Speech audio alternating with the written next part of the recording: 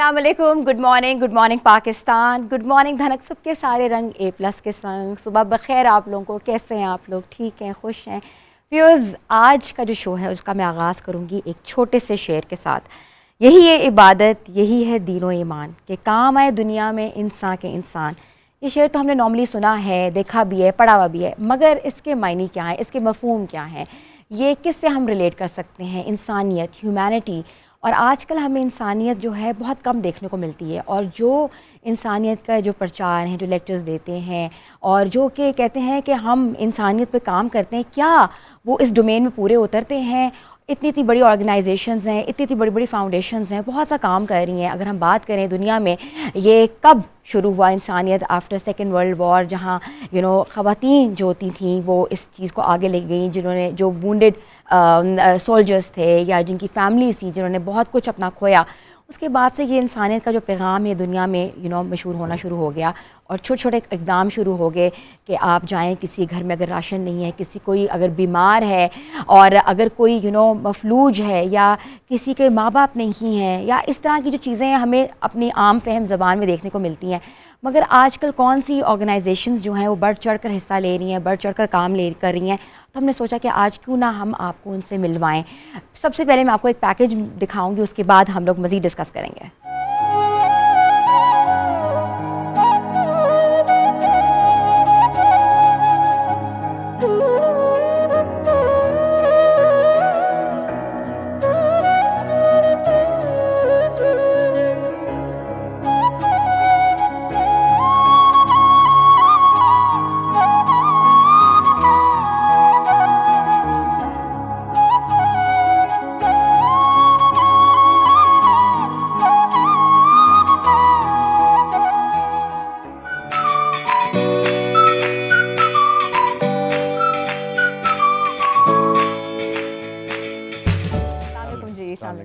कैसे हैं आप लोग?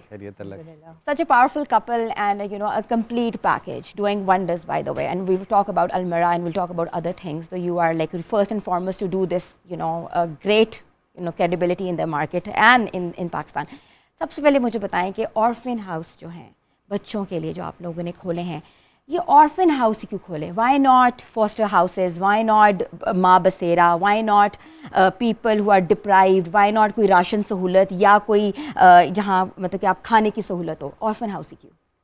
देखिए, जो राशन का काम था, जो लंगर का काम था, जो स्टाइपेंड का काम था, वो तो हमेशा से हमारे घर में हो रहा था। मैंने जब से होश संभाला अपने वालिद साहब को वो करते देखा, और उनकी डेथ के बाद 2009 से हम लोग उसको कंटिन्यू किए हुए थे, और वो तमाम चीज़ें तो रूटीन में चल रही थी। लेकिन अभी हमें बच्चों का ख्याल किस तरह आया, क्योंकि हम खुद पेरेंट्स हैं, हमारे अपने अल्हम्दुलिल्लाह 4 बच्चे हैं, 2 बेटियां हैं, 2 बेटे हैं। तो जब आप खुद वालिदैन होते हैं तो आप बच्चों के लेके ज़्यादा सेंसिटिव होते हैं। तो मुझे लगता है कि इस वजह से हमें ये ख्याल आया। और दूसरा ये कि हमने ऑर्फन हाउस नहीं बनाया, हमने उन बच्चों के लिए, उन यतीम बेसहारा बच्चों के लिए अपने घर बनाए हैं। हमने उन घरों का नाम भी अपना घर रखा है, ताकि जब इन बच्चों से कोई पूछे कि आप कहाँ रहते हैं, तो वो ये ना कहें कि वो किसी ऑर्फनेज से आए हैं, वो कहें कि हम अपने घर में रहते हैं। बाप क्या करता है? बाप DIG है। तो ये हमारा एक कॉन्सेप्ट है कि इन बच्चों को ना सिर्फ छत चाहिए, ना सिर्फ खाना और एजुकेशन चाहिए, इन बच्चों को प्यार चाहिए, ओनरशिप चाहिए, इन बच्चों को रिश्ते चाहिए, इन बच्चों को अपना घर चाहिए, जो हम इन बच्चों को दे रहे हैं। Very nice concept, will talk more about it. Please have a seat and will start a discussion more. तो बिल्कुल आपने सही कहा कि जो ऑर्फन का एक वर्ड होता है वो ऑब्वियसली एक बड़ा डिफरेंट इम्पैक्ट, एक नेगेटिविटी छोड़ता है, being an orphan, and nobody wants to listen about it. But अपना घर का जो कॉन्सेप्ट है वो आप कॉन्सेप्ट लेकर आए, and it's a great initiative. मुझे बताएं कि ये जो आपके अपना घर है, इसका क्राइटेरिया, आपको बहुत से लोग देख रहे हैं, व्यूअर्स देख रहे हैं, और हर इंसान का कोई ना कोई दुख, कोई ना कोई दास्तान ज़रूर है। ये आपका क्राइटेरिया क्या है किसी बच्चे को अडॉप्ट करने का? देखिए, जो हमने पहले बच्चे लिए वो हमने चाइल्ड प्रोटेक्शन ब्यूरो से लिए। उसके बाद हमने शुरू में ये फ़ैसला किया था हम बच्चों की एज रखेंगे 3 से 5 साल। ये 3 साल से छोटा हमारे लिए पालना मुश्किल था, और 5 साल के बाद बच्चे की पर्सनैलिटी डेवलप हो जाती है। लेकिन वो हमें अपने सारे क्राइटेरियाज़ चेंज करने पड़े। मसलन सिंध में जब सैलाब आया तो वो मेरा एक दोस्त है, उसने मुझे अप्रोच किया कि ये 3 भाई हैं, इनकी उम्र 6, 7 और 8 साल है, और ना इनका कोई घर रहा है, ना माँ बाप रहे हैं, ना कोई रिश्तेदार है। तो आप इन्हें अडॉप्ट कर लें। फिर हमने उन्हें अडॉप्ट कर लिया। फिर चंद दिन पहले डीपीओ कसूर को 1 दिन की बच्ची मिली, ईसा सुखेरा को, बिल्कुल छोटे भाइयों की तरह है। तो वो उस बच्ची को उसने कहा कि जी मैंने बहुत सोचा कि इसकी सही परवरिश कौन कर सकता है, तो उसने वो हमारे हवाले कर दी। उसको हमने अपने घर पे रखा हुआ है। हमने उन घरों में नहीं भेजा क्योंकि वो बच्ची अभी हार्डली 10 डेज़ की है। तो हमारा जो एक घर है उसमें बच्चियां हैं, उसमें 30 फीमेल्स हैं। नॉर्मली हमारे एक घर में 21 से 22 बच्चे होते हैं। लेकिन बच्चियों वाला घर चूँकि बड़ा है, वो 1.5 कनाल में है, बाकी सारे घर 1-1 कनाल के हैं, तो उसमें 30 बच्चियां हैं। तो वो फिर मतलब कोई ऐसी माँ जिसका हस्बैंड जो है लेट्स से वो नशा करता है और वो इस हद तक उसको फोर्स करता है, मारता है और इस एक्सटेंट पे अब वो आ जाता है कि मैंने तुम्हारा बच्चा बेच देना है, तो वो मजबूर होकर वो आके हमें कहती है कि जी ये बच्चा मैं नहीं पाल सकती, आप पाल ले। तो हम वो बच्चा भी रख लेते हैं। ऑर्फन, ओब्लीग, डिजर्विंग, ऑर्फन्स भी and And ओब्लीग deprived too. And deprived, Yeah. Deserving. तो हम इस तरह के बच्चों को भी हम फिर अडॉप्ट कर लेते हैं। सोफिया, आपसे मैं ये जानना चाहूँगी, मदरलीहुड वेरी वेरी इम्पोर्टेंट। हमेशा से कहा जाता है कि जो माँ होती है ना वो अपने बच्चे को बहुत अच्छी तरीके से पाल सकती है क्योंकि माँ पैदा करती है, मगर किसी और के बच्चे को पालना is a tough task. Sometimes you have things in mind कि आप क्या जस्टिस कर पाओगे, या आप ममता अपने बच्चों को दे पाते हो, क्या वो ऑल्टरनेटिव तरीके से आप दे पाओगे? How do you take these things on? माँ जो है ना, ये एक लफ्ज़ नहीं, एक एहसास का नाम है। और जब अल्लाह ताला किसी इंसान में ये एहसास डाल देता है ना, तो फिर अपने ही लगते हैं ये तमाम बच्चे। जब आपने एक दफ़ा दिल से सोच लिया कि ये बच्चे मेरे हैं, तो फिर वो आपको अपने ही लगते हैं। फिर वो एहसास कि ये आपकी अपनी औलाद है, फिर वो वही होता है। और हाँ, थोड़ा सा मुश्किल इसलिए लगता है कि अपने बच्चों को आप डांट सकते हैं, अपने बच्चों को आप थोड़ा सा गुस्सा कर सकते हैं, लेकिन इन बच्चों को आपको प्यार से समझाना है, क्योंकि डर लगता है कि इन बच्चों का दिल ना दुख जाए। तो बस ये एक थोड़ी सी मैं यहाँ पे डिफ़िकल्टी ना है। आपको एक बड़ा इंटरेस्टिंग किस्सा याद कराता हूँ। सोफिया को भी याद होगा कि एक घर में सोफिया गई, तो नॉर्मली घर में 20-21 बच्चे होते हैं। अब ये जाके उनके साथ स्टोरी टेलिंग या टीवी लाउंज में टीवी इकट्ठे देख लिए, तो एक बच्चा अंदर सो रहा था और सोफिया उस वक्त चाय पी रही थी। तो वो बच्चा उठा, उसने देखा कि मामा आई हुई है, वो भागा आया, उसने सीधी सोफिया के ऊपर छलांग लगाई और वो चाय सोफिया के ऊपर गिर गई। और सोफिया कहती है कि लिटरली मेरी आंखों में इतनी शदीद, और मेड ने उसे डांटने की कोशिश की, तो सोफिया ने कहा कि बिल्कुल नहीं, तुम इसको डांट नहीं सकती, इसका कसूर नहीं है, ये एक्साइटेड में आया है और चाय गिर गई है। मैंने सोफिया से पूछा अपने बच्चों में से कोई होता तो क्या कहती, मैंने 2 थप्पड़ लगाना था। हाँ, होता है ना। हाँ, हाँ, तो ये- लेकिन इन बच्चों के बारे में हम ज़्यादा सेंसिटिव हैं कि इनका दिल ना दुखे, इनको यही फीलिंग आया कि हम इनके सगे माँ बाप हैं, तो we are extraordinary careful. अब ये जो बच्ची आई है जो अभी 10 दिन की है, मुझे नहीं याद पड़ता कि हमारी माशाल्लाह 2 बेटियां हैं और 2 बेटे हैं, कि किसी को, मुझे छोटे बच्चे को उठाते हुए मुझे वैसे ही अजीब सा वो लगता है। तो मैंने अपने बच्चों को छोटे होते हुए कभी भी नहीं उठाया था, तो इस बच्ची को मैं रोज़ उठाता हूँ। वो इनिशिएटिव है, कंट्रीब्यूशन है सोसाइटी में, और एक आप प्रेसिडेंट भी एक सेट कर रहे हैं, you know how to do a humanity work, and it's a great achievement by the way. अच्छा, यहाँ हमें छोटी सी ब्रेक लेनी है। मैं ब्रेक के बाद आके फिर will discuss more incidents and more you know a lot of things about it. Viewers, यहाँ लेनी छोटी सी ब्रेक के बाद वापस आते हैं। Stay tune with us and good morning धन।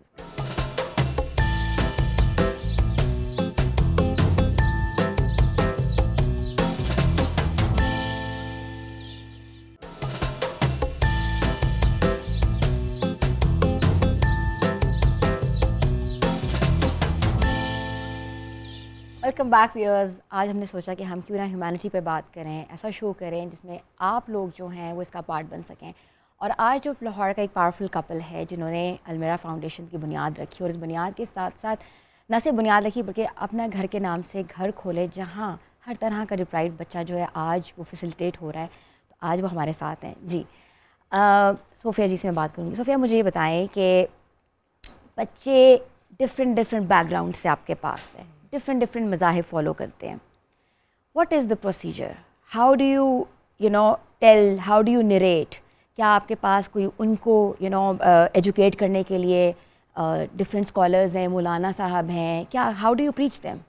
अभी तक तो हमारे पास जो बच्चे थे वो तमाम मुस्लिम्स थे, और थोड़ा टाइम पहले हमें एक एमपीए हैं सोनिया अशर, इनके माइनॉरिटीज़ की, तो वो हमारे पास आई। तो उन्होंने महबूब से कहा कि आप तो इंसानियत के लिए काम कर रहे हैं, तो फिर सिर्फ मुसलमान बच्चे ही क्यों, क्रिश्चियंस भी बच्चे हैं, तो आप उनको भी अडॉप्ट करें। तो फिर हमें ये आइडिया आया, हमने फौरी तौर पे एक घर लिया अलग से, बिकॉज़ यू नो कि मुसलमान बच्चों को और क्रिश्चियंस बच्चों को अगर आप एक जगह पे रखेंगे तो थोड़ा सा समहाउ मुश्किल हो सकता है, बिकॉज़ डेली बेसिस पे हमारे बच्चे 5 वक्त नमाज अदा करते हैं।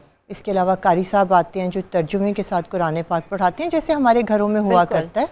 तो हमें लगता था कि इस तरह से मुश्किल होगा कि हर घर में 2 से 3 बच्चे अगर क्रिश्चियंस होंगे तो हम ज़बरदस्ती उन्हें ना तो इस तरफ को लेके जा सकते हैं, और अगर हम एक साइड पे करेंगे उन्हें तो भी मुनासिब नहीं लगेगा। तो फिर हमने डिसाइड किया कि हम उन बच्चों के लिए एक अलग से घर बनाएं। ठीक है। अब क्रिश्चियन बच्चों का एक अलग घर है हमारे पास, जहाँ पर उनके फादर आते हैं जो उनको अपने हिसाब से पढ़ाते हैं, और हम अब इंशाल्लाह उनके लिए ये भी स्टार्ट कर रहे हैं कि हर संडे वो चर्च जाके सुबह प्रे किया करेंगे, और उनके हिसाब से, उनके मज़हब के हिसाब से उनकी परवरिश की जा रही है वहाँ पे। तो मुझे लगता है कि हर मज़हब के हिसाब से आपको उनकी परवरिश करनी चाहिए, किसी को भी प्रेशराइज़ नहीं करना चाहिए। तो इस वजह से हमने डिसाइड किया कि वो घर ही हमें अलग से करना चाहिए। आप लोग दोनों मिलके ये खर्चे अखराजात ये कैसे मैनेज करते हैं? You are a job oriented person. नहीं देखिए, हम जो पहले जो काम कर रहे थे ना, जो हमारे घर से तकरीबन 750 बंदे का लंगर जाता है, 70 फैमिलीज़ को हम मंथली राशन देते हैं, मोर देन 64 इंडिविजुअल्स को हम मंथली स्टाइपेंड देते हैं। ये हम कर रहे थे अपनी, जो हमारी अपनी पर्सनल इनकम है उससे।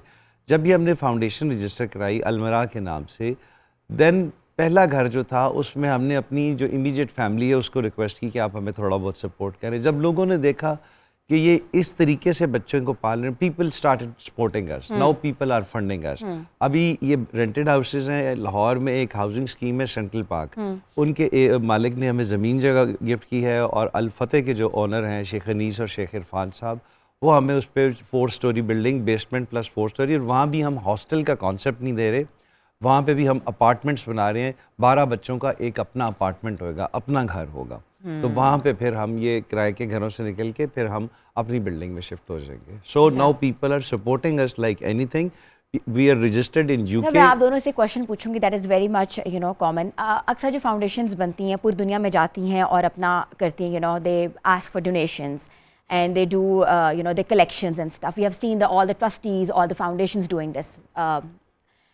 कभी आप लोगों ने सोचा कि आप इसकी सपोर्ट के लिए you know go abroad and get your donations, या आप यू नो फाइनेंसिंग करवाएं या कुछ करें? यू नो एक होता है, एक कॉन्सेप्ट होता है, एक चीज़ होती है। अभी मैडम हम अभी यूके में भी रजिस्टर्ड हो गए हैं और यूएसए में भी, एंड हम लास्ट मंथ यूएसए गए थे, but we didn't go for funding. हमारा यूएसए में हमारा मकसद सिर्फ ये था कि हम लोगों को इंट्रोड्यूस कराएं कि हम ये काम कर रहे हैं।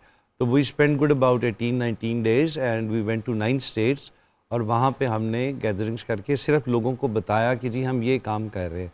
And now we have, since we have got registered in USA and UK, तो definitely we will be going for fund raising, और यहाँ से भी हमें लोग सपोर्ट कर रहे हैं बेशुमार। पाकिस्तान चैरिटी में is on that one of the top countries, तो हमें बेशुमार लोग सपोर्ट कर रहे हैं। और अच्छा, नॉर्मली ये भी एक नोशन दिया जाता है कि भाई हम चैरिटी देते हैं but I don't know where it is going. Normally होता है ना, क्योंकि lot of people give charity cheques बाहर, तो ये लोगों के अंदर एक नोशन होता है पता नहीं चैरिटी जाती कहाँ है। पाकिस्तान को लगता ही नहीं, पाकिस्तान के हालात वैसे की वैसे ही हैं, मुल्क तो बदला नहीं। बिल्कुल। तो how do you you know आप कैसे कॉम्बैट करते हैं इन चीज़ों को?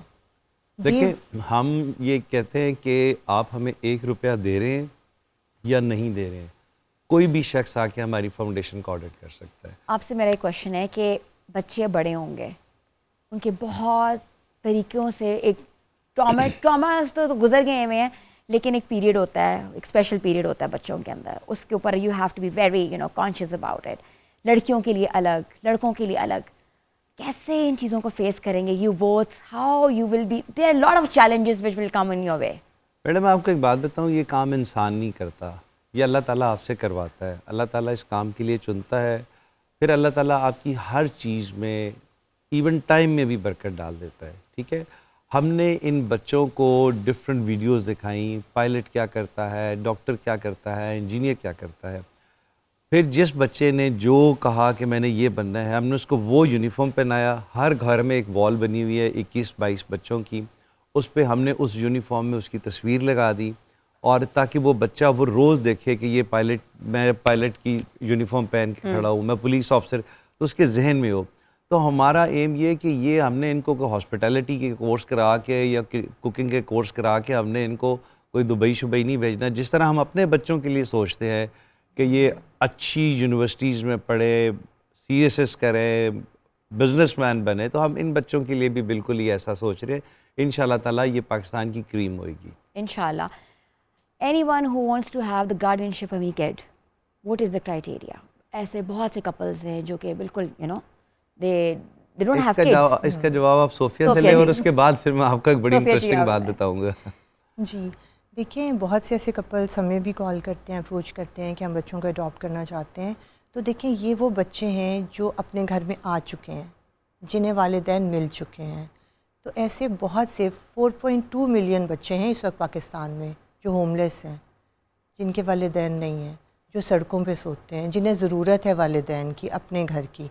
तो हम उनसे रिक्वेस्ट करते हैं कि आप प्लीज़ जाएं और ऐसे बच्चों को अडॉप्ट करें और जितने मैक्सिमम बच्चों का सहारा बन सकते हैं बने। और हमारा भी ये एक ख्वाहिश है, हमारी ये एक अल्लाह से दुआ है कि अल्लाह ताला हमें भी इस काबिल बनाए कि जितने मैक्सिमम बच्चों को, देखो हमने स्टार्ट किया था 5 बच्चों से एक घर से 2 इयर्स पहले, आज अल्हम्दुलिल्लाह 223 बच्चे हो चुके हैं इतने टाइम में। ख्वाहिश हमारी यही है कि अल्लाह हमें भी इस्तात दे कि पाकिस्तान में जितने मैक्सिमम ऐसे बच्चे हों हम उन्हें अपने पास लेके आएँ, हम उनके वालिदैन कहला सकें, हम उन्हें अपना घर दें और उन्हें हम अच्छा इंसान बना सकें जो आगे जाके पाकिस्तान के लिए मुफीद शहरी साबित हो। बिल्कुल ऐसे ही है।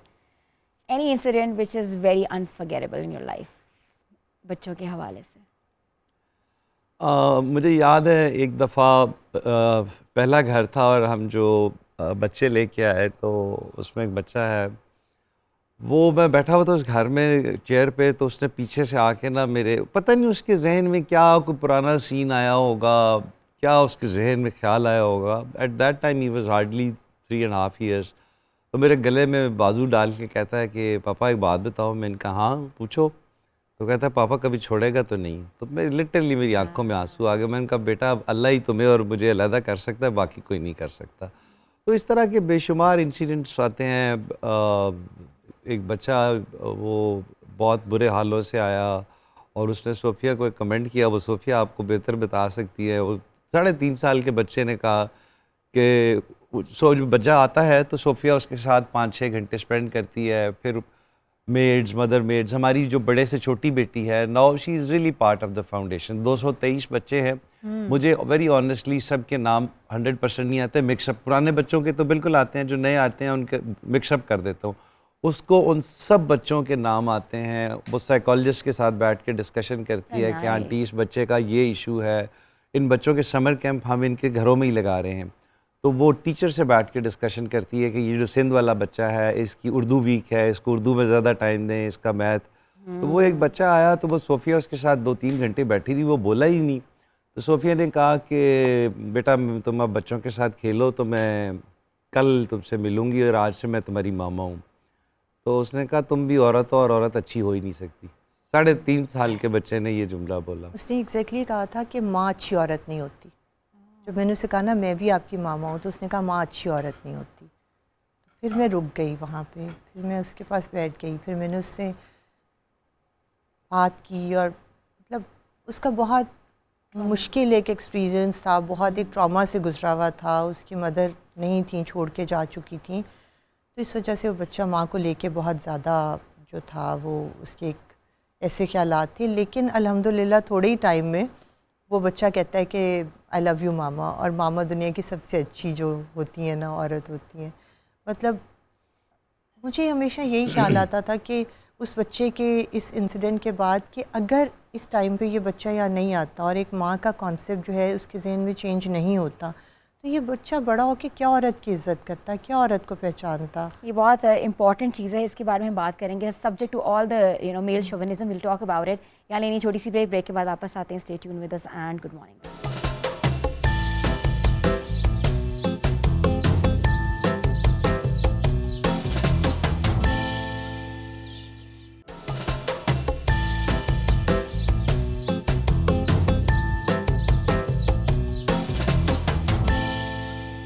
Welcome back viewers. तो हम बात कर रहे थे अपना घर के बारे में। अपना घर में आपका एक बहुत ही रिजिड प्रोफेशन है। There are no timings, you have to be on the move, you know. But नौकरी के साथ साथ how do you manage?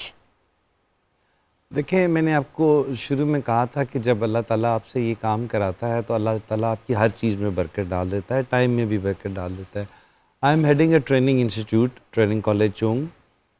मुझे तकरीबन 11 माह हुए हैं इधर, और वेरी ऑनेस्टली स्पीकिंग, अगर आप आई विश आप हमारे उस कॉलेज पे भी एक प्रोग्राम करें and you see what the changes I have done. Probably I am the only police officer जिसको आईजी पंजाब ने मार्बल के ऊपर लिख के अप्रिसिएशन लेटर दिया है। अच्छा, very तो nice. आई हैव मतलब change the total environment of the college, और मैंने ट्रेनिंग को ट्रांसफॉर्म कर दिया है। पहले दिन जब उस मेस में गया तो स्टील के ग्लास भी नहीं थे।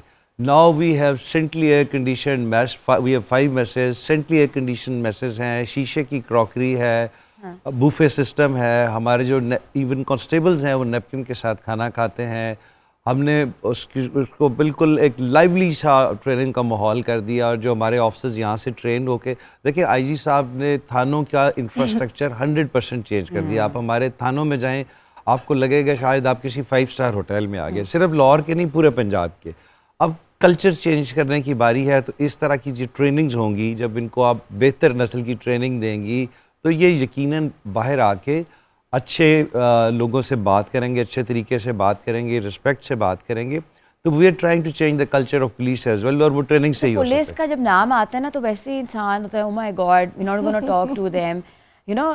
ख़वातीन की इतनी आसानी से रसाई नहीं हो सकती, आप पुलिस स्टेशन में जा नहीं सकते, FIR लॉन्च नहीं कर सकते। मैडम हमने खिदमत मराकज़ बनाए हैं हर जगह पे, हर शहर में बनाए हैं। आप किसी एक खिदमत मरकज़ में जाके देखें, आपका पुलिस का इमेज चेंज हो जाएगा। आपने बाहर जाना होता था, आपको करेक्टर सर्टिफिकेट चाहिए होता था, 3-3 महीने आपको चक्कर लगाते थे। वो सेंट्रली एयर कंडीशन खिदमत मराकज़ हैं, आपको एग्जैक्ट 15 मिनट में वो बना के देंगे। आपने ड्राइविंग लाइसेंस बनाना है, लर्नर लाइसेंस 15 मिनट में बना के देंगे। वो तो हमें एक्स्ट्रा पैसे देने पड़ते थे पहले ड्राइविंग लाइसेंस बनवाने कुछ के भी लिए। नहीं, आप किसी खिदमत मरकज़ पे एक प्रोग्राम करें प्लीज़। आई विश आपको चेंज नज़र आएगी कि हाउ पुलिस इज़ चेंजिंग। आप वहाँ किसी खिदमत मरकज़ में बग़ैर सिफारिश के, बग़ैर बताए आप जाएं और आप देखें वहाँ पे आपके साथ वो क्या सलूक करेंगे। FIR का टाइम अब नोट होता है कि जी एप्लीकेशन कितने टाइम पे दी गई और कितने टाइम बाद FIR लॉन्च हुई, और बाकायदा इसका IG ऑफिस पे मॉनिटरिंग सिस्टम है। और अगर डिले हुई है, the concern SP has to explain why there was delay. Anything which are you guys are doing for a women, ख़वातीन के लिए इस मुल्क में क्या आसानी होगी? देखिए, मैं तो पुलिस को डिफेंड करूंगा। देखिए, ये हमारा काम नहीं है। पुलिस ट्रांसजेंडर्स पे काम कर रही है, पुलिस ट्रांसजेंडर्स को एजुकेट कर रही है, पुलिस ड्रग एडिक्ट्स को ठीक कर रही है। आप मुल्तान में हमने एक ड्रग एडिक्ट सेंटर बनाया है, वो आप जाके देखें, आप परेशान हो जाएंगी। उसके बाद साथ ही सोशल वेलफेयर की बिल्डिंग है, वहाँ हम उनको कोई ना कोई जॉब सिखा रहे हैं और उनको एक मुफीद शहरी बना रहे हैं। और इसी तरह वुमेन तहफ़्फ़ुज़ मरकज़ बनाए हैं पुलिस ने। और जो as far as the foundation is concern, मैं बच्चियों को रखने के ख़िलाफ़ था कि उनकी रिस्पॉन्सिबिलिटी बहुत ज़्यादा होती है, और मैंने तो उनको बाप की तरह देखना है। तो एक बच्ची लेट से 15, 16, 17 साल की होकर कहती है कि जी आज मैंने घर नहीं आना, तो एक बाप पे क्या गुजरेगी। तो मैं इसके ख़िलाफ़ था। फिर सोफिया ने मुझे बड़ा लॉजिकली समझाया, उसके ये आपकी 2 बेटियाँ हैं, इनके बारे ये आपके स्वीपर को भी चाचा कहती हैं, तो ट्रेनिंग की बात होती है। तो उन्होंने कहा हम उनको ट्रेन ही ऐसे तरीके से करेंगे आपको गिला नहीं होगा। Then we adopted the female girls. तो अब वो मेरे साथ ज़्यादा अटैच है। बाप की फीलिंग बेटियों के मुतालिक ज़्यादा होती है, तो वो अब मेरे साथ ज़्यादा अटैच है। वी हैव नाउ 32 माशाल्लाह फीमेल किड्स। सोफिया जी, DIG साहब कभी घर में DIG बन के आए हैं? नहीं। ओह, अब माफ़ करें जी, अल्लाह माफ़ी। सच नहीं, घर में ये IG साहब हैं जी। बिल्कुल बिल्कुल नहीं, बहुत स्वीट हैं, और मुझे तो लगता है कि ये प्रोफेशनली तो माशाल्लाह से बहुत ये अपना काम अच्छे तरीके से करते हैं, लेकिन एज ए ह्यूमन बीइंग ये इतने नरम दिल इंसान है कि इनके पास कोई भी आ जाता है ना अपना मसला लेके, तो ये उसको अपना मसला समझ के हल करते हैं, और हर किसी का ख्याल करते हैं, गुस्सा ना होने के बराबर करते हैं। तो मुझे लगता है कि इंसान को ऐसा ही होना चाहिए। गुस्सा किस बात पे सबसे ज़्यादा करते हैं?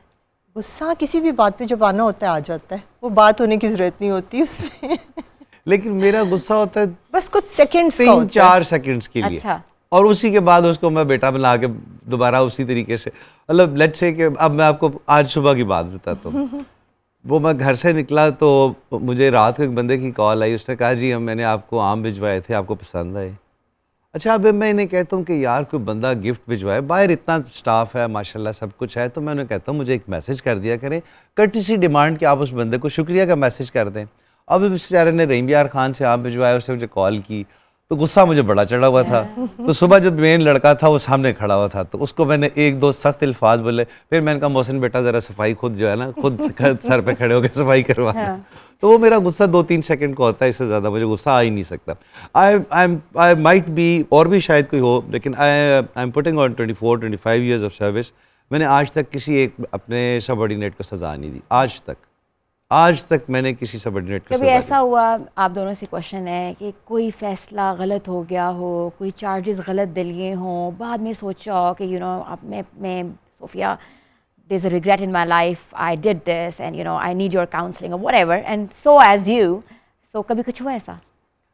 मेरे पास तो I don't have any regrets in life. मैं तो अल्लाह का शुक्र अदा करता हूँ। मैं अपने बारे में कहता हूँ कि मैं पाकिस्तान के नहीं, मैं दुनिया का ब्लेस्ड तरीन इंसान हूँ, बिकॉज मैं अपने से नीचे देखता हूँ। और जब आप अपने से नीचे देखें तो आप सिर्फ अल्लाह का शुक्र अदा करते और कुछ नहीं करते। और I am very lucky to have Sophia in my life, very honestly. मैं अक्सर फैसले गलत कर देता हूँ, बाद में सोफिया उनको ठीक कर लेती है।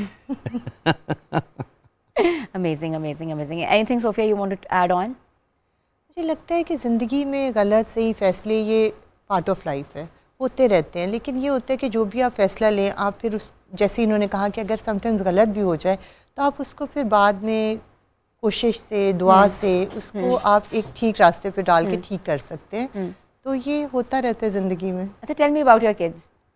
How close, how bonded you are with them? कितना टाइम गुजरता है उनके साथ? देखिए, हमने जब अपना घर डिज़ाइन किया तो जो बेडरूम था वो मैंने, बाकी तो ज़्यादातर सोफिया की मर्ज़ी थी, मैंने उससे कहा कि बेडरूम इतना खुला होना चाहिए कि उसमें कम से कम 7-8 बंदों का सिटिंग एरिया हो और स्लीपिंग पोर्शन अलग हो। तो हम अपने जो बच्चे हैं 4, उनके साथ हमने टाइम रखा हुआ है कि हम 2 घंटे हमने उनके साथ इंटरेक्ट करना ही करना है। उसमें सिर्फ I am allowed to use the phone, बाकी सबके फ़ोन कमरे के बाहर होते हैं। हम नॉर्मल गपशप लगाते हैं, सारा दिन क्या किया, ये किया। तो हमारी जो बड़ी बेटी है उसको तो सिवाय पढ़ाई लिखाई के, अब ऊपर वाले कमरे में रहती है, नीचे अगर अल्लाह माफ़ करे आग लग जाए ना तो उससे नहीं परवाह नहीं, उसने अपना लैपटॉप खोला होना और उसने पढ़ होना है। तो जो बड़े से छोटी बेटी है, she is into the foundation. उसने कहा कि एक बार मेरा दोस्त आया तो उसने कहा बेटा आप आगे क्या इरादे हैं, आपने शोएफात से आपने हाई स्कूल किया। उसने कहा मैंने कोई नहीं पढ़ना वढ़ना। तो उसने कहा क्या मतलब? DIG की बेटी कह रही है, कहती है जी मैंने सिर्फ एक यूनिवर्सिटी में दाखिला ले लिया है, लंदन से एफिलेटेड है, बाबा को चाहिए सिर्फ एक डिग्री, वो डिग्री मैं ले दूंगी उनको, करना मैंने यही है जो मेरे माँ बाप कर रहे हैं। तो मेरा ओढ़ना बिछोना अब ये बच्चे हैं and this is my life and she is into it, community works and total she is into it. जब पूछेंगे मानूर किधर है, वो हाउस नंबर 6 में है, हाउस नंबर 10 में है। She is always. जो छोटी बेटी हमारे पास आई है फातिमा ज़हरा, जो अभी 10 डेज़ की है, तो उसको लेके भी उसकी वैक्सीनेशन करानी है, अब उसकी शॉपिंग करनी है। अब मैं उसको बोलती रहूँगी कि ऑनलाइन कर लेते हैं, नहीं मैंने जाके देखनी है, मैंने उसके लिए चीज़ें खुद लेके आनी है। मतलब बहुत ज़्यादा दिल से वो इस चीज़ को करती है। आप लोगों ने कभी ये सोचा है कि लाइक जो लोग हैं, जैसे एक ड्राइव होती है SOS विलेज में होती है, चाइल्ड प्रोटेक्शन ब्यूरो में एक प्रॉपर ड्राइव होती है, उस तरह स्कूल्स एंड यूनिवर्सिटी के students wants to come for the community works, so कभी सोचा इसके बारे में कि हमारे पास आते हैं बच्चे, ऑलरेडी आते हैं बच्चे हमारे पास, बहुत सी यूनिवर्सिटीज़ के स्कूल्स के बच्चे आते हैं जो इंटर्नशिप करते हैं हमारे साथ, और बहुत चीज़ें हमसे सीखते हैं और बहुत चीज़ें हमें सिखा के भी जाते हैं, क्योंकि हमें भी ये बच्चों से बहुत कुछ सीखने को मिलता है। हमारे बच्चों के साथ क्लोज इंटरेक्शन करते हैं, फिर उसके बाद एक्टिविटीज़ करते हैं, और कुछ बच्चे तो इतने अटैच हो जाते हैं कि वो उसके बाद भी फिर ऑन एंड ऑफ चक्कर लगाते रहते हैं। और फिर हम अपनी मेड्स की ट्रेनिंग जो है ना वो बाकायदा चाइल्ड प्रोटेक्शन ब्यूरो से कराते हैं, because that is the government institution और काफ़ी अरसे से एस्टैब्लिश्ड है। तो हम अपनी मेड्स की ट्रेनिंग जो है वो चाइल्ड प्रोटेक्शन ब्यूरो से आपकी फाउंडेशन में कितने लोग हैं वो काम करते हैं? Are they on the salaries and how do you manage again, because the main concept is like how to manage. देखिए, मेड्स, मदर मेड्स तो सैलरी पे हैं, लेकिन हमारे साथ ऐसे 2-3-4 लोग हैं फ्रॉम डे 1 हु आर, मैं उन्हें कहता हूँ कि तुम लोग गाड़ी पे आते हो तो पेट्रोल के पैसे तो ले दो, तो वो कहते हैं सर फिर हमने नेकी क्या की। तो they are not charging with any penny. हमारे मेरे आईजी साहब थे व्हेन आई जॉइंड सर्विस, तो he was IGP Asif Hayat sahab, he is part of the foundation. Doctor Yakub Qazi is one of the famous child doctor जो है, वो उन्होंने फाउंडेशन को इस तरह से ऑन कर लिया है कि वो रात को 11 बजे तक क्लिनिक करते हैं और 11 से लेकर 1:30 बजे तक रात को वो फाउंडेशन के लिए लोगों को मैसेजेस कर रहे होते। तो बहुत सारे अल्लाह ताला ने नेक लोग जोड़े, बहुत सारे, मैं एक दो नाम लेके शायद मैं ज्यादती कर रहा हूँ। इसके अलावा स्टाफ में भी बहुत से लोग ऐसे हैं जो हमसे सैलरी नहीं ले रहे, वॉलंटरली काम कर रहे हैं। वॉलंटरली काम कर रहे हैं, दैट्स वेरी नाइस। समटाइम ऐसा होता है कि पेरेंट्स को प्रॉब्लम है, पेरेंट्स अपना बच्चा छोड़ जाते हैं and then after some years they come back and ask you कि can I have the kid. नहीं, आप देते हैं वापस? नहीं, हम करते ये हैं कि जब भी कोई सिंगल पेरेंट आता है तो हम उससे मजिस्ट्रेट के सामने लिखवाते हैं कि जब तक ये बच्चा अपने पैरों पे नहीं खड़ा हो जाता या अपनी एजुकेशन नहीं कंप्लीट हो सकता, ये बच्चा आप हमसे क्लेम नहीं कर सकते। उसकी वजह यह है कि जब बच्चा 3-4 साल यहाँ पे रह जाएगा, बच्चे को अंग्रेज़ी बोलनी आ जाएगी, उसकी शक्ल ठीक हो जाएगी, उसकी ड्रेसिंग ठीक हो जाएगी, एक्सपोजर आ जाएगा, एक्सपोजर आ जाएगा, तो वो माँ शायद लालच करे कि मैं किसी घर में मुलाजमत करा दूँ तो ये 30-40 हज़ार। तो मेरे जहन में ये बात थी, तो we made it a point and we wrote in our constitution as well कि ये बच्चा आप हमसे क्लेम नहीं कर सकते जब तक अपने पाँव पे नहीं खड़ा हो जाता या अपनी एजुकेशन। लेकिन अगर आप इनको मिलना चाहें, आप हमारे स्टाफ से रब्ता करके इनको मिल सकते हैं। लेकिन बच्चे आते हैं बहुत रिमोट एरिया से, डीजी खान से, घोटकी से, बलूचिस्तान से, और वो उनके जो सिंगल पेरेंट्स होते हैं वो बहुत ही गरीब होते हैं। वो शायद एक आध दफ़ा आते हैं, वापसी पे किराया भी हम देते हैं। वो एक आधा दफ़ा आते हैं और वो देखते हैं कि ये बच्चा इस कंफर्ट में रह रहा है, वो अल्लाह का शुक्र अदा करते हैं और वो चले जाते हैं। Very nice, very nice. Viewers, हमने ब्रेक पे जाना है, हमें दिल चाह रहा है कि अभी हम ब्रेक ना लें, मगर you know we have to go on the commercial break, तो stay tune with us and good morning.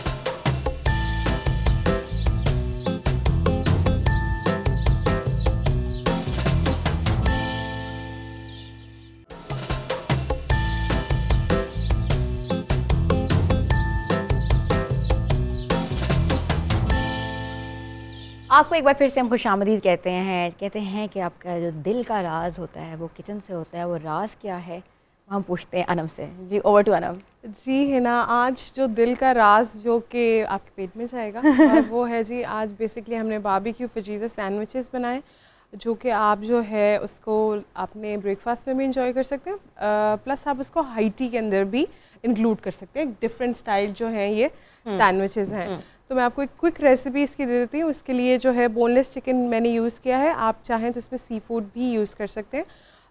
तकरीबन हाफ़ के जी करीब बोनलेस चिकन है, उसको मैंने स्ट्रिप्स में कट कर लिया है और उसके बाद थोड़ा सा 1 से 2 टेबलस्पून ऑयल के अंदर उसको मैंने सौते किया है जिंजर गार्लिक पेस्ट के साथ।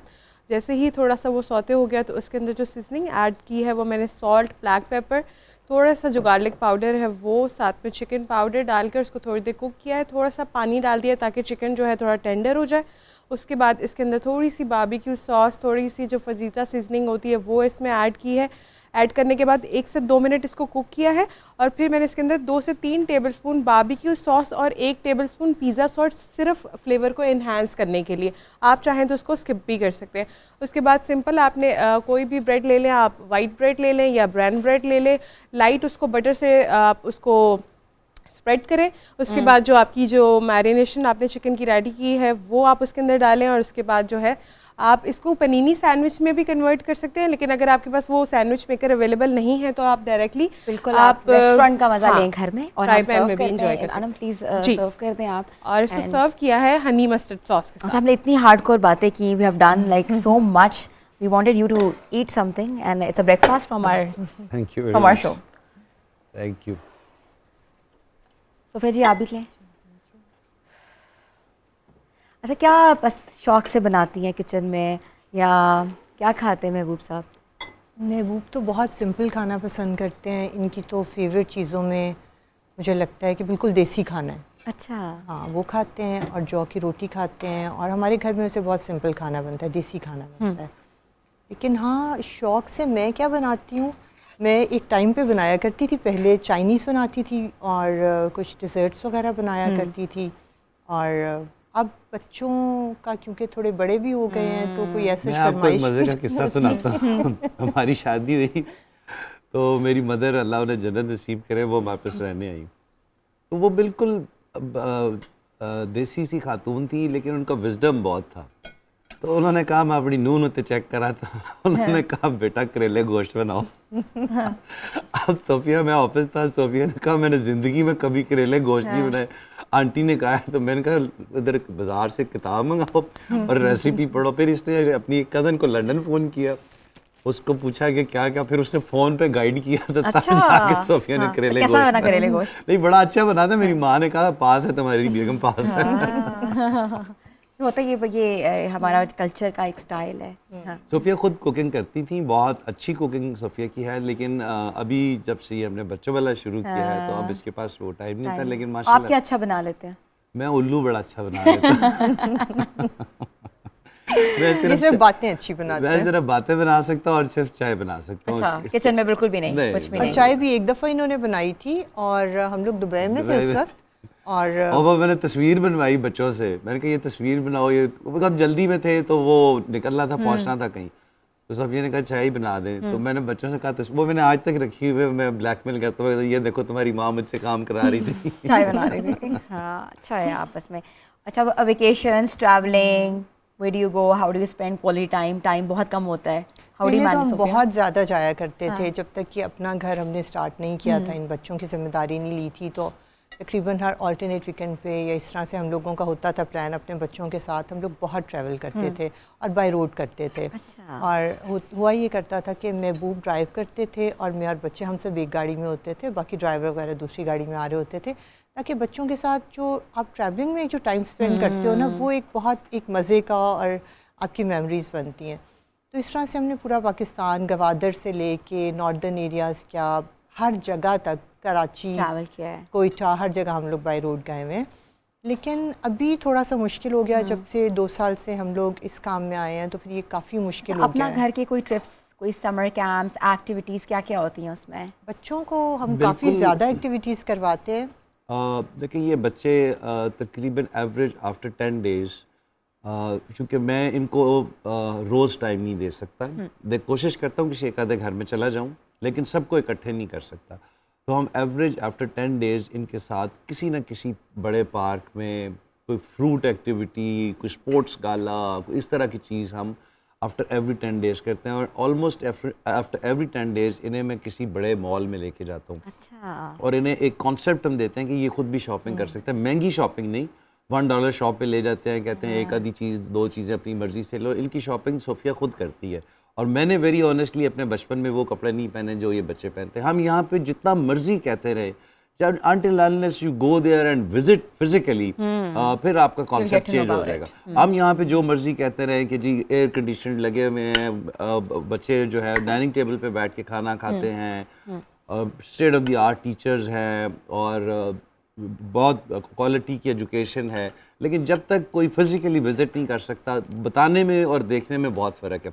जो लोग भी आते हैं ना मुझे, मेरे पास किसी रेफरेंस से कि जी हमने आपके बारे में बड़ा अच्छा सुना और वी वांट टू डोनेट, या हमारी तरफ से रख ले, मैं कहता हूँ ऐसे नहीं जी। मैंने कहा जी हर घर हमारे, हमने ये घर नज़दीक इसलिए रखे हैं कि ट्रैवलिंग टाइम कम हो और बच्चों से इंटरेक्शन मैक्सिमम हो सके। तो हर घर हमारे घर से तकरीबन 2 से 3 मिनट की ड्राइव पे है। तो हम उन्हें कहते हैं कि जी आप मेहरबानी करें, आप एक दफ़ा जाके, 2 मिनट की बात है, या सोफिया साथ जाती है या बेटी जाती है या मैं खुद चला जाता हूँ, हम कहते हैं जी कि आप 2 मिनट के लिए सिर्फ विजिट करके एंड, और वो वापस आके सारे कहते हैं कि आपका बहुत शुक्रिया कि आपने हमें दिखा दिया, हमारा तो विजन ही चेंज हो गया। अच्छा, नॉर्मली ऐसा होता है कि जैसे SOS ने एक ड्राइव चलाई थी कि यू टेक अ रूम और you take a child which is somehow 5,000, 10,000, whatever the amount is. ऐसी कोई ड्राइव आप लोगों की आ रही है या कोई है? नहीं है, ऑलरेडी है। कीनिया से एक खातून है, उन्होंने 2 बच्चे अडॉप्ट किए हुए हैं, कीनिया से हैं। हमारे एक बच्चे की average cost 40,000 rupees per month है। 40,000 रुपीज़ पर मंथ एक बच्चे की जो टोटल कॉस्ट है उसमें उसकी लिविंग, उसकी एजुकेशन, उसके सारे मतलब बिजली के बिल, ये वो हर चीज़ मिला के average cost is around 40,000 rupees. हमने तो इस तरह भी किया हुआ है कि अगर आप इस बच्चे की सिर्फ तालीम का खर्चा देना चाहते हैं, वो ये खर्चा है। वो कितना है? एवरेज 6,000 जो है उसकी ट्रांसपोर्टेशन और टीचर्स की फीस और ये वो। हमने बाकायदा फॉर्म्स बनाए हुए हैं कि अगर आप सिर्फ एक बच्चे के 1 महीने का खाना का देना चाहते हैं, उसके इतने पैसे हैं। आप ओवरऑल एक बच्चे को अडॉप्ट करना चाहते हैं, उसके 40,000 हैं। तो इस तरह से लोग करते हैं, बिल्कुल करते हैं कि जी ये 2 बच्चे मेरी ज़िम्मेदारी हो गई, ये इस तरह हो गया। तो ये देखिए इसमें ना लोग आते हैं और लोग जाते भी हैं, और कुछ लोग होते हैं जो आपके परमानेंट मेंबर्स बन जाते हैं। तो we have a very good galaxy of stars जो हमारे साथ हैं। खालिद अब्बास डार साहब ने इन घरों का नाम अपना घर रखा था। He was the first one Oh, to get nice. Associated with. अच्छा। हसन निसार साहब पहले बंदों में हाँ। से थे। नईम बुखारी साहब थे। इब्रार उन बंदों में से है जिसको रात को मैं 2 बजे भी फ़ोन करूं तो इस फाउंडेशन के लिए इज़ अवेलेबल। Really? तो ये पहले चंद लोग थे, बाद में तो बेशुमार लोग हमारे साथ ऐड हो गए। And we are very happy कि Hamza Ali Abbasi is now our brand ambassador. Oh, अच्छा, सही एंड है, अल्लाह ने nice. उसे सेहत वाली लंबी ज़िंदगी दे। बहुत खूबसूरत इंसान है, सैयद ज़्यादा है और वाकई जेन्युइन सैयद ज़्यादा है। उसने कहा कि जी मुझे बहुत खुशी, and he doesn't charge us even a single rupee. उसकी 12 अगस्त को उसकी फ़्लाइट थी अमेरिका के लिए, और हमने 12 अगस्त को एक फंड रेज़र रखा हुआ है फ्लैटीज़ में। ही सेड कि जी मैं फ़्लाइट लाहौर से लेट नाइट की ले लूँगा, लेकिन मैं आपका फंक्शन लाजमी अटेंड करूँगा। और बिल्कुल ये सारे पाकिस्तान का सरमाया, ऐसे लोग जो हैं उनका कलेक्टिव आना, एक्यूमुलेट होना इस बड़ी कॉज के लिए, it's a big achievement for you and for Pakistan as well. Thank you so much for coming over, और it's a big initiative, big cause, और अपना घर को बेहतरीन बनाने के लिए हम सब की कोशिश है कि हम सब आपका मिलकर साथ दें और इस ड्राइव को आगे लेके जाएं। आखिर में कोई मैसेज आप और सोफिया जी जो देना चाह रही हैं? आप मैं यही कहना चाहूँगी कि ये तमाम बच्चे हमारे मुल्क के बच्चे हैं, ये तमाम बच्चे हमारे अपने बच्चे हैं। हम सबको मिलके इनको बड़ा करना है, इनको अच्छा इंसान बनाना है, इनको मुफीद शहरी बनाना है। तो अगर आपके इर्द गिर्द कोई भी ऐसा बच्चा है जो आपको लगता है कि वो डिज़र्विंग है, आप उसका थोड़ा सा ख़र्चा उठा लें, आप ख़ुद उसका थोड़ा सा ख्याल कर लें। अपनी अपनी कैपेसिटी में आप जो भी कर सकते हैं आप कर सकते हैं। हमें हर चीज़ गवर्नमेंट से एक्सपेक्ट नहीं करनी चाहिए, हमें अपने तौर पे भी कुछ करना चाहिए, क्योंकि इस मुल्क ने हमें बहुत कुछ दिया है, तो हमें भी अपने हिस्से का काम ज़रूर करना चाहिए। Very nice. देखिए जो सोफिया ने बात की ना, हम हर चीज़ गवर्नमेंट से एक्सपेक्ट करते हैं। एवरीबडी नोज़ कि सारी दुनिया में फाइनेंशियल क्राइसिस है, सिर्फ पाकिस्तान में नहीं है, और पाकिस्तान में थोड़ा सा ज़्यादा है। लेकिन हम एज अ इंडिविजुअल अगर थोड़ी सी हर बंदा एफर्ट करे, हर बंदा एक स्टेप फॉरवर्ड जाए, सिर्फ एक स्टेप फॉरवर्ड। देखिए जब हमने शुरू किया था तो हमारे जहन में यही था कि हम 5 से 10 बच्चों को करेंगे। ये अल्लाह ताला बरकत डालता है। आप अपने इर्द गिर्द देख लें, और मैं तो अपने ट्रेनीज़ को ये कहता हूँ कि अगर आप कुछ नहीं दे सकते ना, तो आप दूसरे को एक स्माइल दे दें और ये कह दें कि यार you are looking very good, तो उसका सारा दिन अच्छा गुजर जाएगा। तो पॉजिटिव चीज़ों में कंट्रीब्यूट करें, पॉजिटिव चीज़ों में। हमारे माशरे का अलमिया ये है कि जब कोई शख्स मिलता है, हम पहले ये देखते हैं कि इसमें नेगेटिव चीज़ क्या है। वो भाई उसकी पॉजिटिव चीज़ को थोड़ा सा अप्रिशिएट कर दे। और आखिर में मैं लोगों से रिक्वेस्ट करना चाहूँगा कि इट्स अ ग्रोइंग ऑर्गेनाइजेशन, हमें आपकी सपोर्ट की ज़रूरत है। आप आएँ, देखें, और अगर आप समझते हैं कि हम बहुत दिल से, नीयत से एक नई जनरेशन, एक नई कौम बना रहे हैं, तो हमारा ज़रूर साथ दें। Thank you very much. Thank you so much viewers. But अभी हमारे जो प्रोग्राम का सिलसिला जारी है, और हमारे जो अगले गेस्ट हैं वो कौन है हम आपको बताएंगे एक ब्रेक के बाद। Stay tune with us and good morning धनक।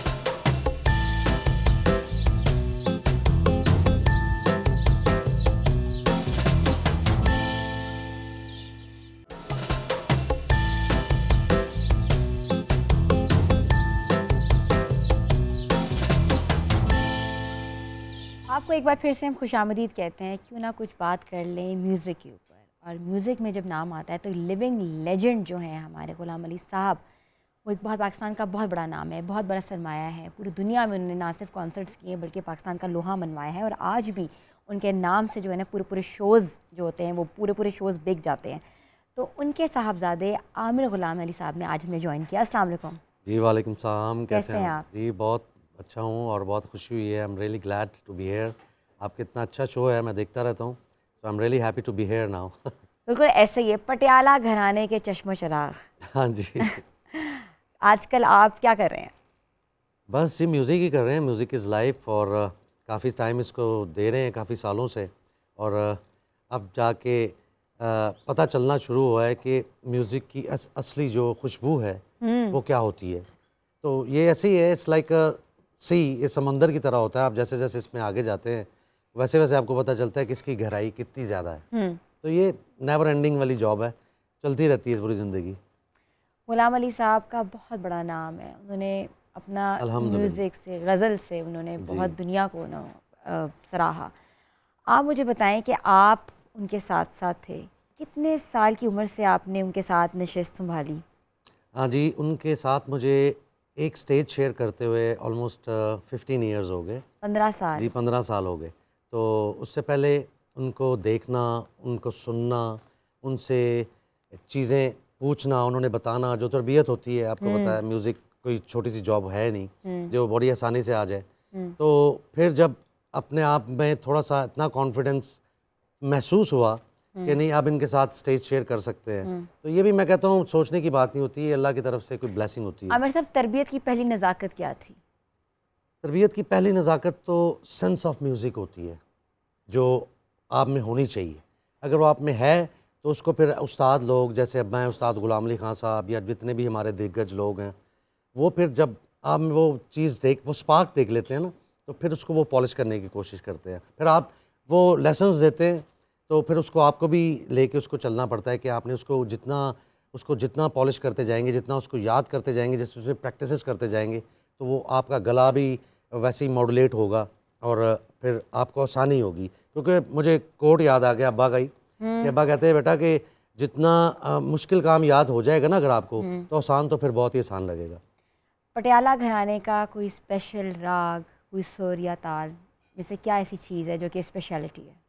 अच्छा, एक्चुअली पटियाला घराने से हमारा ताल्लुक़ इस तरह है कि हमारी जो अब्बा की जो उस्ताद है ना, जो उस्ताद बड़े ग़ुलाम अली ख़ान साहब हैं, वो उनका ताल्लुक़ पटियाला घराने से था, वो किसी निस्बत से।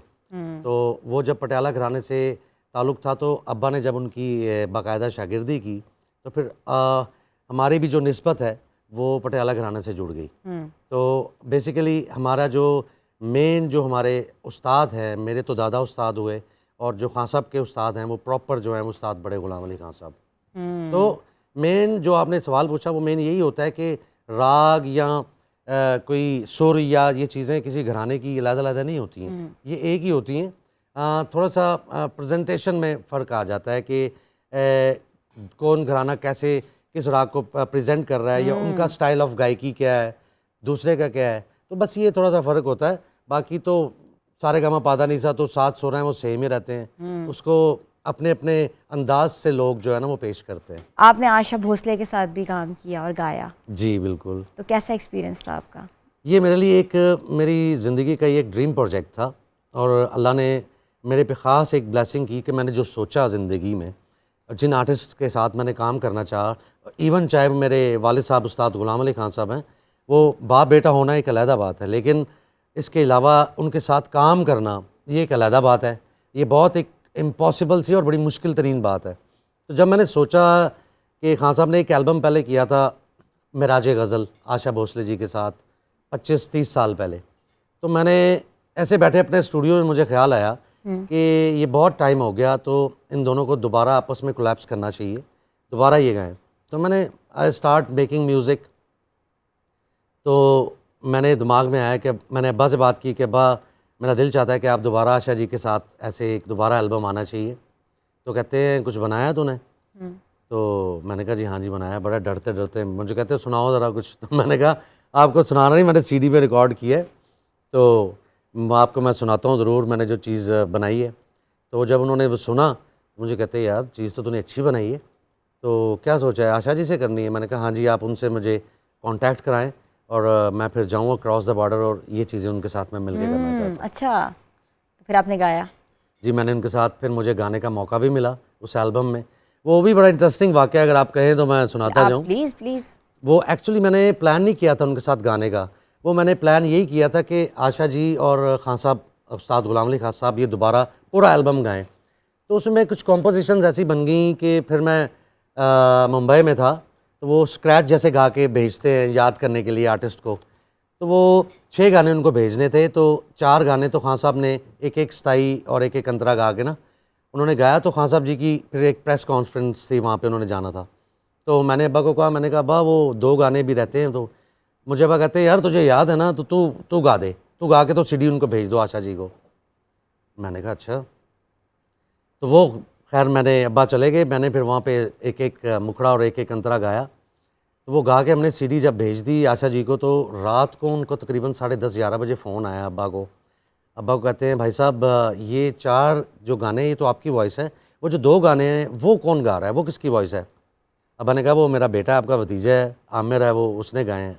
कहती हैं अच्छा उसको ना मुझे कल सुबह 11:30 बजे ना मेरे घर भेजें। तो जब मैंने बात सुन रहा था स्पीकर फ़ोन पे था फ़ोन, तो मैं बड़ा उस रात बड़ा टेंस हो गया। मुझे नींद नहीं आई लिटरली कि मैंने कहा पता नहीं शायद उनको कॉम्पोजिशंस पसंद नहीं आई या मेरी वॉइस पसंद नहीं आई। एक होता है ना एक दिमाग में चीज़ें आती हैं। तो खैर मैं सुबह 11:30 बजे उनके घर पहुंच गया। तो जब मैं उनके घर पहुंचा, उनका फर्स्ट फ्लोर पे फ्लैट है वहाँ पे मुंबई में। तो जब मैं सीढ़ियाँ चढ़ रहा था तो वो दरवाजे में खड़ी हुई थी ना वो, और जब मैं उनके लास्ट स्टेप मैंने लिया ना तो वो दरवाजे से ऐसे आई जैसे एक बहुत पुराना हुआ बिछड़ा हुआ बेटा नहीं होता जैसे अपनी माँ से मिलता है, ऐसे आकर उन्होंने मुझे हक किया और इतने प्यार से मुझे मिली। मुझे वाकई लगा जैसे मैं एक माँ से मिल रहा हूँ रियली। अच्छा। वो फीलिंग्स ऐसी थी। हाँ। तो जाते अंदर फ्लैट में घुसते मुझे कहते हैं कि बैठे भी जाके अंदर लिविंग रूम में उनके, तो कहते हैं वो जो रात को तूने सीडी भेजी है ना ज़रा गा के तो बता, जाके सुना मुझे। तो मैंने ऐसे हाथ जोड़े, मैंने कहा अच्छा जी आपको क्या सुनाना है आप जैसे लोगों को? कहते नहीं मैं कह रही हूँ ना तू सुना। तो मैंने कहा अच्छा जी। मैंने हिम्मत करके फिर उनको सुनाया गाना। तो वो मुझे कहती हैं सुनने के बाद मुझे कहती हैं 2 गाने थे, दोनों सुनाए मैंने उनको। तो कहती हैं ये 2 गाने अगर सीडी में रखने हैं ना एल्बम में, तो ये 2 गाने तू मेरे साथ गाएगा तो रखेंगे वरना इसको निकाल दो। तो मैं एकदम सारा शॉक्ड हो गया। मैंने कहा क्या कह रही, मैं उनको देख रहा था। तो मुझे कहती है तू गाएगा मेरे साथ? तो मैंने कहा अगर आप इजाज़त देंगे तो ज़रूर गाऊंगा। तो वो 2 गाने फिर मुझे उनके साथ गाने का उस एल्बम में मौका मिला, और वो तकरीबन 10-12 गाने थे, उसमें 2 मेरे थे, उसके रीमिक्सेस भी थे, बाकी कुछ सोलोस बिल्कुल वो थे। गाना हम आपसे सुनेंगे। हमें जाना है छोटी सी ब्रेक की तरफ व्यूअर्स। ज़रूर। मेरा गुलाम अली हमारे साथ हैं और गाने भी सुनेंगे, मज़ीद बातें भी करेंगे। यहाँ नहीं छोटी सी ब्रेक के बाद वापस आते हैं। Stay tune with us and good morning.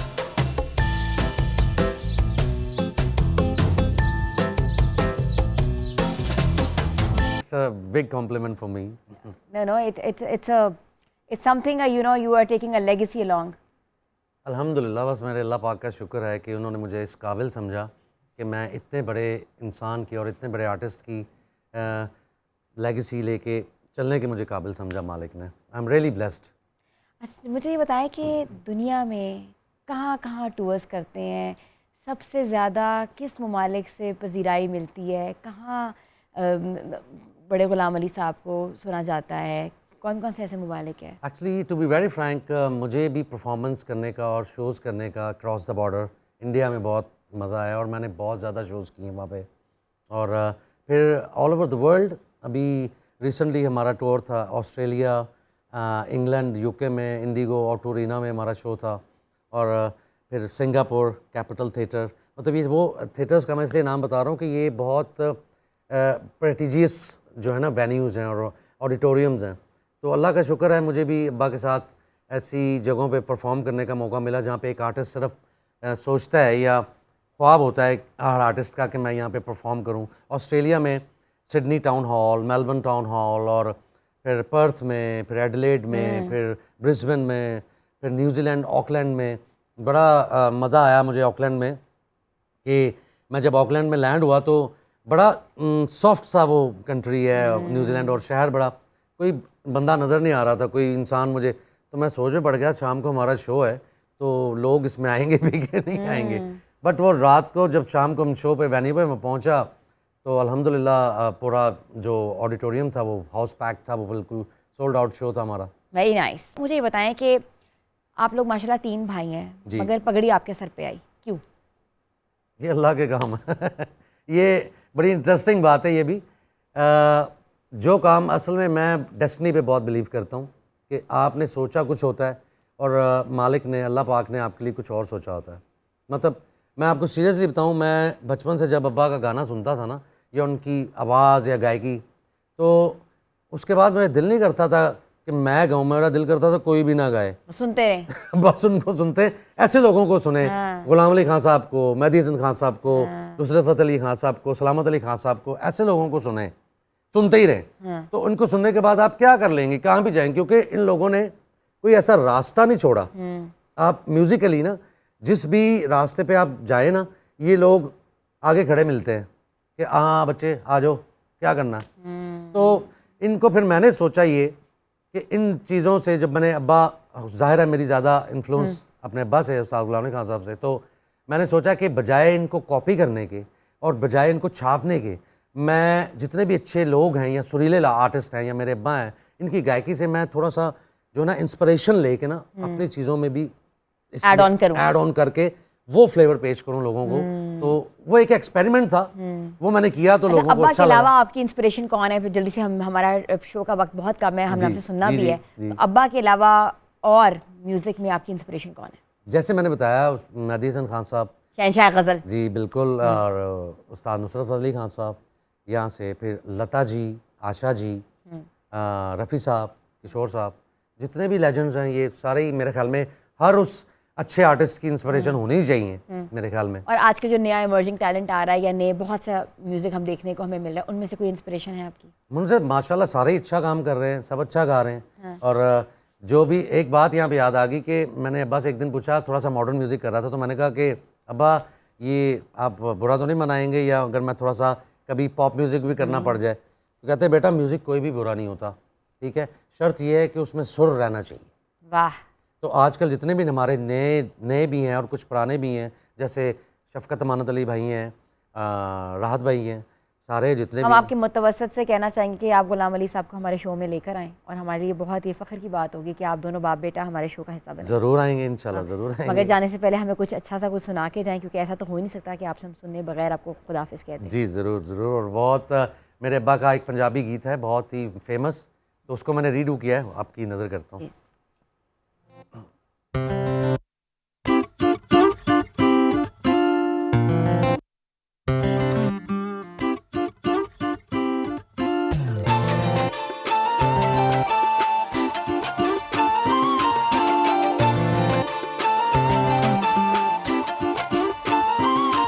मेरे शौक दा नहीं एतबार तैनू, आजा वेख मेरा इंतजार आजा। मेरे शौक दा नहीं एतबार तैनू, आजा वेख मेरा इंतजार आजा। एवें लड़न बहाने लबड़ाए की सोचना है सितमगार आजा। मेरे शौक दा नहीं एतबार तैनू, आजा वेख मेरा इंतजार आजा।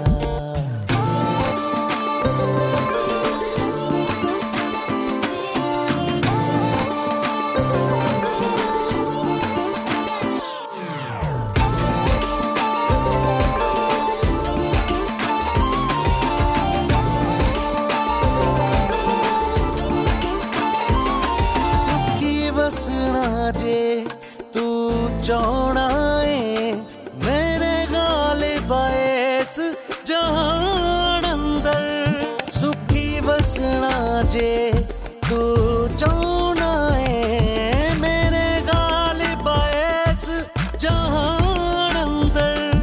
आजा रिंदा दी बज़्म विच आ बैजा, जिथे बैठ देने हक सारे आजा। मेरे शौक दा नहीं एतबार तैनू, आजा वेख मेरा इंतजार आजा।